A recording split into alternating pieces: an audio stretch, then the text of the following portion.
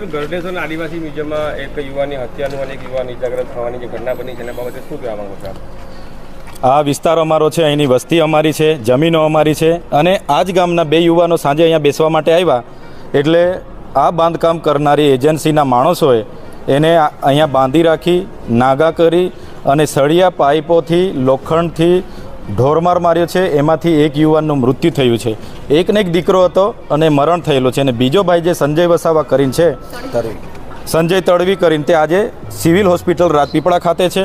એને પણ ખૂબ ઢોરમાર માર્યો છે. ગુપ્તાંગમાં ખૂબ માર મારવામાં આવ્યો છે. એટલે એના પરથી તમે વિચાર કરી શકો છો અમારા વિસ્તારોમાં બહારના આવનાર લોકોની માનસિકતા કેટલી બેરહમીથી, કેટલી માનસિકતા નિમ્ન કક્ષાની હશે. આટલી બેરહમીથી યુવાનોને પણ કોઈપણ જાતના ગુના વગર, કોઈપણ જાતના વાક વગર, માત્ર એમનો ગુનો હતો કે અહીંયા આવીને એ લોકો બેઠા હતા. એટલે અમે વહીવટીતંત્રને પણ આપના માધ્યમથી વિનંતી કરીએ છીએ, જે પણ પરિવારના દીકરો આમાં જે મૃત્યુ થયેલો છે એ પરિવારને ન્યાય મળવો જોઈએ. માત્ર FIR કરવાથી નથી ચાલવાનું. એ FIRમાં અહીં કામ કરનારી એજન્સી, નોડલ અધિકારી અને જે પ્રોજેક્ટ ડાયરેક્ટર છે એનું પણ નામ હોવું જોઈએ.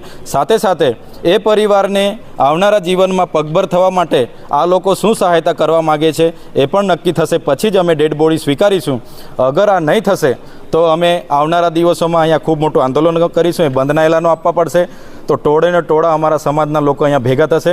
અમે આહવાન કરીએ છીએ ત્યારે લોકો હજારો આવે છે. એટલે હજુ પણ અમે એમને કહીએ છીએ કે સમય છે ત્યાં સુધી પરિવારને ન્યાય મળે એ દિશામાં તજવીજ થાય, એ જ અમારી માગણી છે. સર, મરણ થનાર જે યુવક છે એના તમે એના મૃતદેહનું નિરીક્ષણ કર્યું, શું જોયું તમે એમાં? એને ગુપ્તાંગમાં ખૂબ બેરહમીથી મારવામાં આવ્યા છે.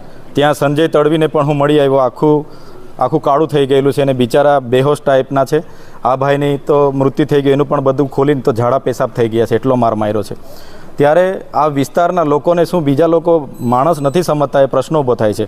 ગઈકાલે એક બેનને અહીંયા દીપડાએ ફાડી ખાધી, ત્યાં પણ હું ગયેલો. તો એમના અધિકારીને વાત કરી RFO DCFને, તો 5 લાખ દે દેંગે. શું અમારા લોકોની કિંમત 5 લાખ રૂપિયા છે?